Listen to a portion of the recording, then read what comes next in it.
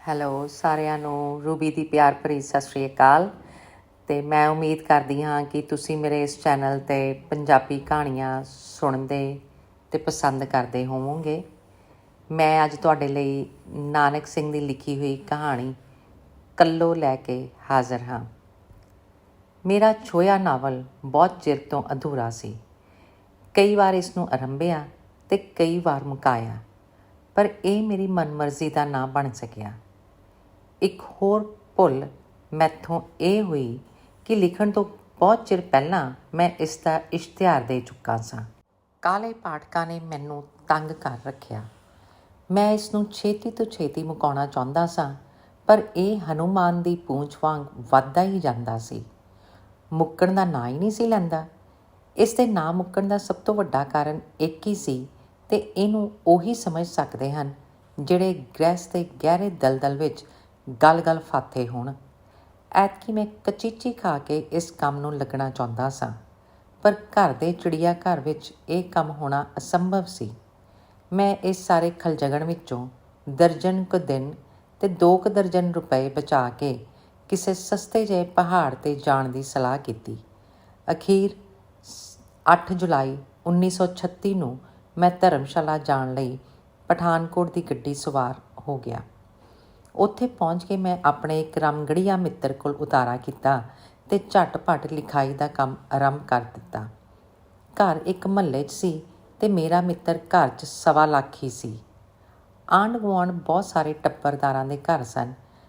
ਕਾਵਾਂ ਰੌਲੀ ਇੱਥੇ ਵੀ ਘੱਟ ਨਹੀਂ ਸੀ, ਪਰ ਮੇਰਾ ਦਿਲ ਨਹੀਂ ਸੀ ਉਕਤਾਂਦਾ। ਇੱਕ ਤਾਂ ਮੌਸਮ ਬੜਾ ਸੁਹਾਣਾ ਸੀ ਅਤੇ ਦੂਜੇ ਮੇਰੀ ਸਿਹਤ ਚੰਗੀ ਸੀ। ਬੱਚੇ ਚੀਕ ਚਹਾੜਾ ਪਾਉਂਦੇ ਸਨ ਤਾਂ ਮੈਨੂੰ ਕੀ, ਮੈਥੋਂ ਤਾਂ ਕੁਝ ਨਹੀਂ ਸੀ ਮੰਗਦੇ। ਨਾ ਹੀ ਮੈਨੂੰ ਇਸ ਗੱਲ ਦਾ ਫਿਕਰ ਸੀ ਕਿ ਫਲਾਣੇ ਨੂੰ ਸਕੂਲ ਜਾਣ 'ਚ ਦੇਰੀ ਹੋ ਰਹੀ ਹੈ ਅਤੇ ਢਿਮਕੇ ਦੇ ਕੱਪੜੇ ਧੋਣ ਵਾਲੇ ਹਨ। ਉਹ ਜਾਣਨ ਅਤੇ ਉਹਨਾਂ ਦੇ ਮਾਪੇ। ਪਰ ਇੱਕ ਦਿੱਕਤ ਜ਼ਰੂਰ ਸੀ, ਬੜੀ ਭਾਰੀ ਦਿੱਕਤ। ਇੱਕ ਪੂਰਬਣ ਜਿਹੀ ਮੁਟਿਆਰ ਚੂੜੀ ਜਿਹੜੀ 2 ਦੀ ਥਾਂ 2.5 ਵੇਲੇ ਹੀ ਆਉਂਦੀ ਸੀ ਅਤੇ ਕਿਸੇ ਨਾ ਕਿਸੇ ਨਾਲ ਉਹਦਾ ਆਡਾ ਲੱਗਾ ਹੀ ਰਹਿੰਦਾ ਸੀ। ਉਸ ਦਾ ਮਹਾਭਾਰਤ ਤਾਂ ਮੇਰੇ ਨਾਵਲ ਨਾਲੋਂ ਵੀ ਅਮੁੱਕ ਸੀ, ਜਿਸ ਦਾ ਕੋਈ ਨਾ ਕੋਈ ਕਾਂਡ ਸ਼ੁਰੂ ਹੀ ਰਹਿੰਦਾ ਸੀ। ਉਹ ਤੀਵੀਆਂ ਨਾਲ ਲੜਦੀ ਰਹਿੰਦੀ ਸੀ। ਤੂੰ ਇੱਥੇ ਬਾਲਾਂ ਨੂੰ ਟੱਟੀ ਕਿਉਂ ਫਰਾਇਆ ਹੈ? ਤੂੰ ਗੰਦ ਖਿਲਾਰ ਛੱਡਣੀ ਹੈ। ਮੈਂ ਅਜੇ ਹੁਣ ਸੁੰਬਰ ਕੇ ਗਈ ਸਾਂ, ਤੇਰੇ ਕੁੱਕੜਾਂ ਨੇ ਫਲਾਣੀਏ ਵੇਖ ਕੀ ਹਾਲ ਕਰ ਛੱਡਿਆ ਏ ਆਦਿ। ਉਹ ਵੀ ਅੱਗੋਂ ਲੋਹਾ ਲਾਖੀਆਂ ਹੁੰਦੀਆਂ ਰਹਿੰਦੀਆਂ। ਤੇਰੇ ਵਰਗੀ ਚੰਦਰੀ ਚੂੜੀ ਅਸਾਂ ਵੇਖੀ ਕੋਈ ਨਹੀਂ। ਇੱਕ ਦੇ ਬੂਹੇ ਅੱਗੋਂ ਕੂੜਾ ਚੁੱਕ ਕੇ ਦੂਜੇ ਦੇ ਬੂਹੇ ਅੱਗੇ ਢੇਰ ਲਾ ਜਾਂਦੀ ਏ। ਵਿਹੜਾ ਉਸੇ ਤਰ੍ਹਾਂ ਦਾ ਗੰਦਾ ਰਹਿੰਦਾ ਏ, ਬਦਬੂ ਨਾਲ ਨੱਕ ਸੜ ਜਾਂਦਾ ਏ। ਮੈਂ ਰਿਪੋਰਟ ਕਰਾਂਗੀ, ਮੈਂ ਤੇਰਾ ਚੂੰਡਾ ਖੋਵਾਂਗੀ, ਮੈਂ ਇਉਂ ਕਰਾਂਗੀ, ਮੈਂ ਇੰਜ ਕਰਾਂਗੀ ਆਦਿ। ਮੁੱਕਦੀ ਗੱਲ, ਜਿੰਨਾ ਚਿਰ ਉਹ ਮੁਹੱਲੇ ਵਿੱਚੋਂ ਜਾਂਦੀ ਨਹੀਂ ਸੀ, ਓਨਾ ਚਿਰ ਨਾ ਉਹਦੀ ਜ਼ੁਬਾਨ ਮੂੰਹ ਪੈਂਦੀ ਸੀ ਅਤੇ ਨਾ ਮੁਹੱਲੇ ਵਾਲਿਆਂ ਅਤੇ ਵਾਲੀਆਂ ਨੂੰ ਕੋਈ ਹੋਰ ਕੰਮ ਮਿਲਦਾ ਸੀ। ਜਿੰਨਾ ਚਿਰ ਉਹ ਗਲੀ ਵਿੱਚ ਨਹੀਂ ਸੀ ਹੁੰਦੀ, ਮੇਰੇ ਲਈ ਓਨਾ ਸਮਾਂ ਬੜਾ ਸੁੱਖ ਵਾਲਾ ਹੁੰਦਾ ਸੀ। ਪਰ ਕਹਿੰਦੇ ਹਨ, ਸੁੱਖ ਦਾ ਸਮਾਂ ਝੱਟ ਬੀਤ ਜਾਂਦਾ ਹੈ। ਮੈਂ 2-4 ਸਫ਼ੇ ਹੀ ਲਿਖਦਾ ਕਿ ਫਿਰ ਕਾਂ ਛਿੱਥਾ ਹੋ ਕੇ ਮੈਂ ਕਹਿੰਦਾ, ਮੇਰਿਆ ਰੱਬਾ ਕਿੱਧਰ ਜਾਵਾਂ। ਮੇਰੇ ਨਾਲ ਤਾਂ ਉਹੀ ਮੂਸਾ ਮੌਤੋਂ ਭੱਜਿਆ ਅਤੇ ਅੱਗੇ ਮੌਤ ਖੜੀ ਵਾਲੀ ਗੱਲ ਹੋਈ। ਮੈਨੂੰ ਧਰਮਸ਼ਾਲਾ ਆਇਆਂ 5-6 ਦਿਨ ਹੀ ਹੋਏ ਸਨ ਅਤੇ ਇੰਨੇ ਕੁ ਦਿਨ ਮੈਂ ਇੱਥੇ ਹੋਰ ਠਹਿਰਨਾ ਸੀ, ਪਰ ਇਸ ਹਾਲਤ ਵਿੱਚ ਮੈਨੂੰ ਕੰਮ ਮੁੱਕਣ ਦੀ ਆਸ ਘੱਟ ਸੀ। 6ਵੇਂ ਦਿਨ ਦਾ ਜ਼ਿਕਰ ਹੈ। ਝੜੀ ਸਵੇਰ ਤੋਂ ਹੀ ਜੰਮ ਕੇ ਲੱਗੀ ਹੋਈ ਸੀ। ਇੱਕ ਪਲ ਮੀਂਹ ਨਹੀਂ ਸੀ ਖਲੋਤਾ। ਮੇਰਾ ਮਿੱਤਰ ਕੰਮ 'ਤੇ ਜਾਣ ਲੱਗਾ ਮੇਰੇ ਲਈ ਕੁਝ ਅੰਬ ਲੈ ਕੇ ਛੱਡ ਗਿਆ ਸੀ। ਦੁਪਹਿਰੇ ਬੂਹੇ ਵਿੱਚ ਕੁਰਸੀ ਡਾਹ ਕੇ ਮੈਂ ਅੰਬ ਚੂਪ ਰਿਹਾ ਸਾਂ ਅਤੇ ਨਾਲੇ ਮੀਂਹ ਦਾ ਨਜ਼ਾਰਾ ਵੇਖ ਰਿਹਾ ਸਾਂ ਕਿ ਅਚਾਨਕ ਮੇਰੇ ਸਿਰ ਬਿਜਲੀ ਜਿਹੀ ਆ ਕੜਕੀ। ਆਕਾਸ਼ ਵਿੱਚੋਂ ਨਹੀਂ, ਧਰਤੀ ਤੋਂ ਹੀ। ਮੇਰੇ ਕੰਨਾਂ ਦੇ ਪਰਦੇ ਪਾੜਨ ਵਾਲੀ ਆਵਾਜ਼ ਆਈ, ਸਰਦਾਰ तुम्हें दिखाई नहीं देता? मैं अभी झाड़ू दे के गई हूँ और तुम फिर तमाम जगह गंदी कर दी। जमादार देखेगा तो जान हमारी लेगा। ਮੈਨੂੰ ਆਪਣੀ ਮੂਰਖਤਾ ਦਾ ਖਿਆਲ ਆਇਆ। ਸੱਚਮੁੱਚ ਮੈਂ ਅੰਬ ਚੂਪ ਕੇ ਬੜੀ ਬੇਪਰਵਾਹੀ ਨਾਲ, ਜਿਵੇਂ ਘਰ ਦਾ ਹੀ ਰਾਜ ਹੁੰਦਾ ਹੈ, ਛਿੱਲਾਂ ਅਤੇ ਗਿਟਕਾਂ ਸੁੱਟੀ ਗਿਆ ਸਾਂ। ਮੈਂ ਅੱਗੇ ਹੀ ਉਸ ਪਾਸੋਂ ਬੜਾ ਡਰਦਾ ਸਾਂ। ਉੱਠ ਕੇ ਬੂਹੇ ਅੱਗੋਂ ਛਿਲਕਾਂ ਗਿਟਕਾਂ ਇਕੱਠੀਆਂ ਕਰਦਾ ਹੋਇਆ मैं उसनू कहन लगा, बहन मुआफ़ करना, मुझे पता नहीं था, हम परदेसी आदमी हैं, तुमने अच्छा किया समझा दिया, फिर ऐसी गलती कभी नहीं होगी। मेरा ख्याल सी कि अपने सुभाਅ अनुसार अजे मेरी चंगी तरह खबर लवेगी, पर पता नहीं मेरे थोड़े ਜਿਹੇ शब्दों का ਉਹਦੇ मन ते ਇਹੋ ਜਿਹਾ असर होया, ਉਹਨੇ बुल तो बुल ना चुक्या। झट को पिछों बोली, सरदार बाबू तुम छोड़ दो, हाथ मत खराब करो, मैं बटोर लेती हूँ। मैं हट गया तो वो हथ वाले झाड़ू नाल थां साफ करन लगी। उस दियां अखां नीवियां सन ते चेहरे उत्ते शर्मिंदगी दे चिन्ह सन।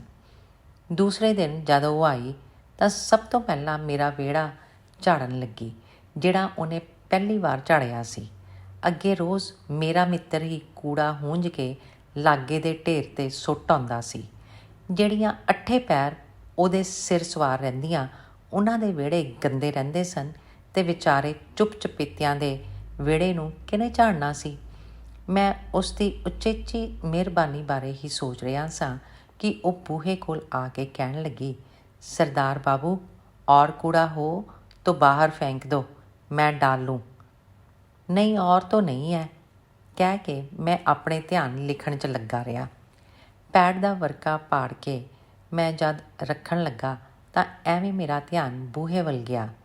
मेरा ख्याल सी वो चली गई होवेगी, पर वो बूहे दी कंध ओले खड़ी सी ते विच सिर अगांह करके मेरी कापी उतले विंगे टेढ़े अखरां वल वेख लैंदी सी। वेड़ा संभरन तो मगरों शायद मजूरी मंगण लई खलोती है। मैनू अपनी कठोरता ते गुस्सा आया। विचारी मीच गुतावा हो रही है ते तैनू पता नहीं लगा। ये ख्याल करके मैं जेब विच हथ पा के कोई किंगरियां वाला सब तो छोटा सिक्का उंगल नाल टटोलण लगा। मेरा हथ बाहर कड्ढण तो पहला ही उसे तरह मेरी कापी पर नज़र जमाई। वो बोली, सरदार बाबू ये क्या लिखते हो? ऐसे ही कुछ लिखता हूँ। आखदिया होया मैं एक आना कढ़ के उस वल वधाया ते क्या लै। वो बोली, रहने दो बाबू, मैं नहीं लूँगी। मैं पूछया क्यों? ते नाल ही उसकी लालची तबीयत उत्ते क्रोध आउण लगा। सोचिया शायद एक आना इस ते भाणे इसकी मजदूरी नालों बहुत घट है। वो थोड़ी जी बुल्लां विच मुस्कुरा के बोली, कल तुमने मुझे बहन कहा था ना, इसलिए। उसके चेहरे तो इउं जापदा सी जिवें मैं उहनूं कोई बड़ी भारी दौलत सौंप दित्ती है ते वो मेरे एहसान थल्ले दबदी जांदी है। मैं सुन के हक्का बक्का रह गया। मींह होर तेज़ हो गया। सख्त वाछड़ पै रही सी ते वाछड़ दा रुख इसे पासे दा सी। महल्ले दे सब लोगों ने बूहे बंद कर लए सन। वो अजे तक मींह 'च खड़ी सी। मैं ख्याल किया, मेरा एक सधारण भैन शब्द इनू इन्ना प्यारा लगा है। मैं भी तो आखिर माड़ा मोटा शायराना दिल रखदा सा, पर मेरे थां जे कोई कठोर दिल वाला हुंदा तां भी जिस ढंग नाल उसने उपरोक्त वाक किया सी सुन के मोम हो जांदा। मैं सोचिया ये प्यार दी किन्नी भुखी है, एक निक्के ਜਿਹੇ शब्द नूं इन्हें इन्ना संभाल के रख लिया। सचमुच एक घृणा दी दुनिया विच जम्मी ते घृणा दी हवा विच पली होवेगी। ਇਹ ਵਿਚਾਰੀ ਸਾਰਾ दिन लोकां दे घर संभरदी ते गंद कूड़े नाल लद्दी रहिंदी है, पर इस दे बदले इनू मिलती है घृणा, तिरस्कार, झिड़कां, गालां ते कदे कदे छित्तर पौला भी। शायद इस करके ही एक घृणा करती है, पर इतना होण ते भी इहदा दिल किन्ना सोहना किन्ना कोमल है। ओ बदनसीब कुड़ीए, काश तू सचमुच मेरी भैन हुंदी। उसके कपड़ियां विचों पानी दे परनाले वग रहे सन। इधर मेरा दिल अखां थाणी वह रहा सी। भिज गई है, बिल्कुल नुचड़ रही है। ये ख्याल करके मैं कलम ते कापी हथों रख दिती ते किसे प्यार भरी आवाज़ विच उहनूं कहा, तुम भीग रही हो, ਅੰਦਰ ਆ ਜਾਓ।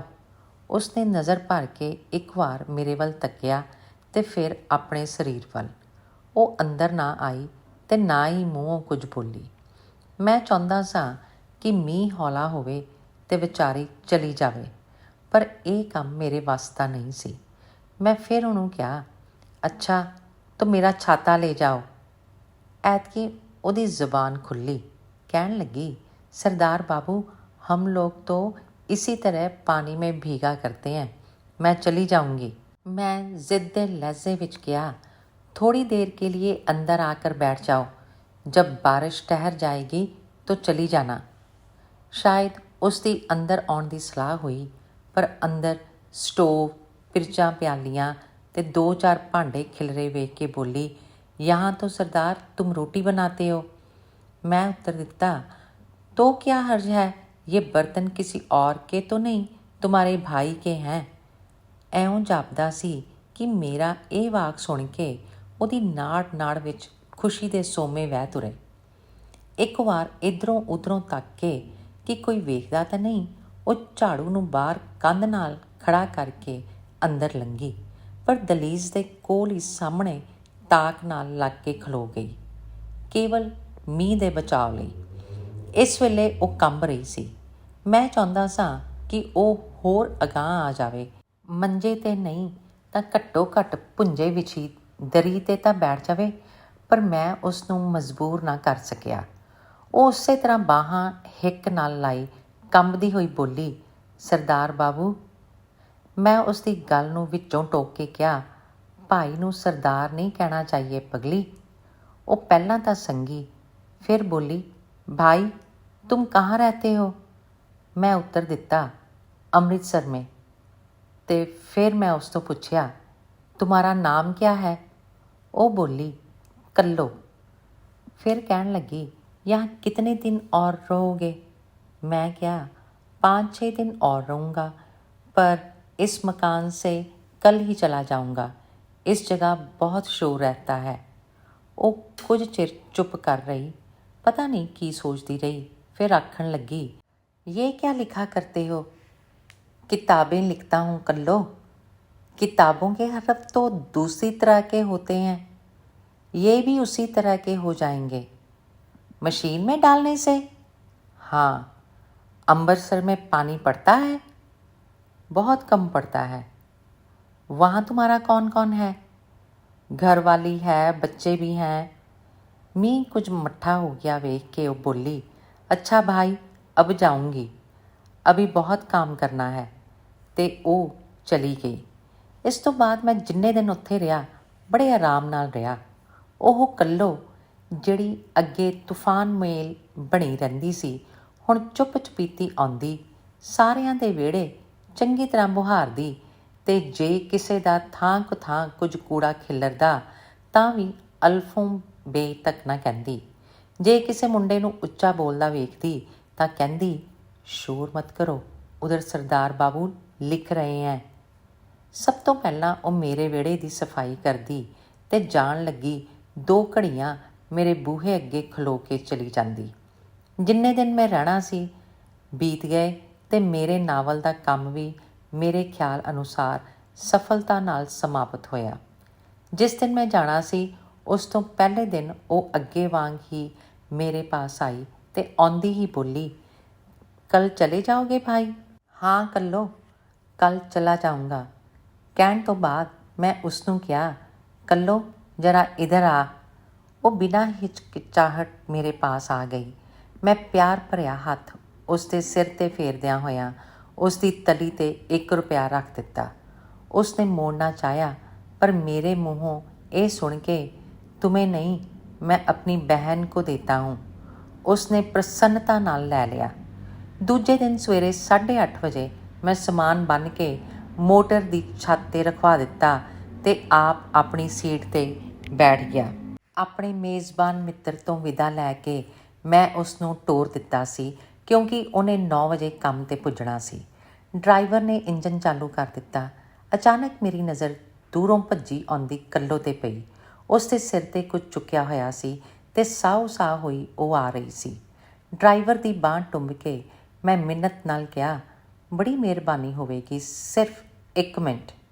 ਨੇਕ ਦਿਲ ਡਰਾਈਵਰ ਮੰਨ ਗਿਆ ਤੇ ਮੈਂ ਝਟਪਟ ਹੇਠਾਂ ਉਤਰ ਕੇ ਕੱਲੋ ਵੱਲ ਦੌੜਿਆ। ਮੈਨੂੰ ਵੇਖਦਿਆਂ ਹੀ ਉਸ ਦੀ ਜਾਨ ਵਿੱਚ ਜਾਨ ਆਈ। ਇੰਜਨ ਦੀ ਆਵਾਜ਼ ਸ਼ਾਇਦ ਉਹਨੇ ਦੂਰੋਂ ਸੁਣ ਲਈ ਸੀ। ਮੈਂ ਉਸਨੂੰ ਅਗਲਵਾਂਢੇ ਹੀ ਜਾ ਮਿਲਿਆ। ਸਿਰ ਵਾਲਾ ਛਿੱਕੂ ਭੁੰਜੇ ਰੱਖ ਕੇ ਉਹ ਸੰਗਦੀ ਮਾਨੋ ਮੈਥੋਂ ਜੀ ਦਾਨ ਮੰਗਣਾ ਚਾਹੁੰਦੀ ਹੈ, ਬੋਲੀ, ਇਸੇ ਲੈ ਲੋਗੇ? ਮੈਂ ਪੁੱਛਿਆ, ਕਿਆ ਹੈ ਕੱਲੋ? ਉਹ ਸ਼ਰਮਾਂਦੀ ਹੋਈ ਬੋਲੀ, भावज के लिए थोड़े आम लाई हूँ।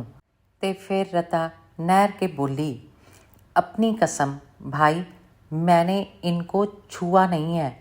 मज़दूर को उठाने को कहा था, वो नहीं उठाता था।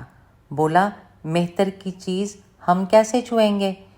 इसे सो मैं उठा लाई, पर आम मैंने नहीं छुए, कसम खाती हूँ। ਤੇ ਫਿਰ ਮੇਰੇ ਚਿਹਰੇ ਵੱਲ ਇਸ ਭਾਵ ਨਾਲ ਤੱਕਣ ਲੱਗੀ ਕਿ ਮੈਂ ਖਬਰੇ ਉਸ ਦੀ ਬੇਨਤੀ ਪ੍ਰਵਾਨ ਕਰਦਾ ਹਾਂ ਕਿ ਨਹੀਂ। ਮੈਂ ਬੜੇ ਉਮਾਂ ਨਾਲ ਆਪਣੇ ਦਿਲ ਦਾ ਪਿਆਰ ਉਸ ਉੱਤੇ ਡੋਲਦਿਆਂ ਹੋਇਆਂ ਕਿਹਾ, ਕੱਲੋ क्यों नहीं लूँगा? अगर तुम अपनी भावज के लिए ये ना लाती तो मैं तुम पर बहुत नाराज़ होता। ਉਹ ਸਿਰ ਤੋਂ ਪੈਰਾਂ ਤੱਕ ਪਿਆਰ ਨਾਲ ਡੁੱਬ ਗਈ। ਖੁਸ਼ੀ ਦੇ ਮਾਰੇ ਉਹਦੇ ਮੂੰਹੋਂ ਜੋ ਕੁਝ ਬੋਲਣਾ ਚਾਹੁੰਦੀ ਸੀ ਨਾ ਨਿਕਲਿਆ। ਟੋਕਰੀ ਮੁੜ ਸਿਰ 'ਤੇ ਧਰ ਕੇ ਉਹ ਮੇਰੇ ਨਾਲ ਮੋਟਰ ਵੱਲ ਤੁਰਨ ਲੱਗੀ, ਪਰ ਮੈਂ ਉਸ ਨੂੰ ਚੁੱਕਣ ਨਾ ਦਿੱਤਾ, ਆਪ ਚੁੱਕ ਲਈ। ਉਸ ਨੂੰ ਦੂਰਾ ਪਿਆਰ ਦੇ ਕੇ ਤੇ ਇਹ ਕਹਿ ਕੇ, ਮੇਰੀ ਅੱਛੀ ਬਹਿਨ, ਹਮ ਫਿਰ ਮਿਲेंगे, ਮੈਂ ਆਪਣੀ ਸੀਟ 'ਤੇ ਜਾ ਬੈਠਾ। ਮੋਟਰ ਤੁਰ ਪਈ। ਜਿੰਨਾ ਚਿਰ ਉਹ ਮੈਨੂੰ ਦਿਸਦੀ ਰਹੀ ਮੈਂ ਉਸ ਵੱਲ ਤੱਕਦਾ ਰਿਹਾ।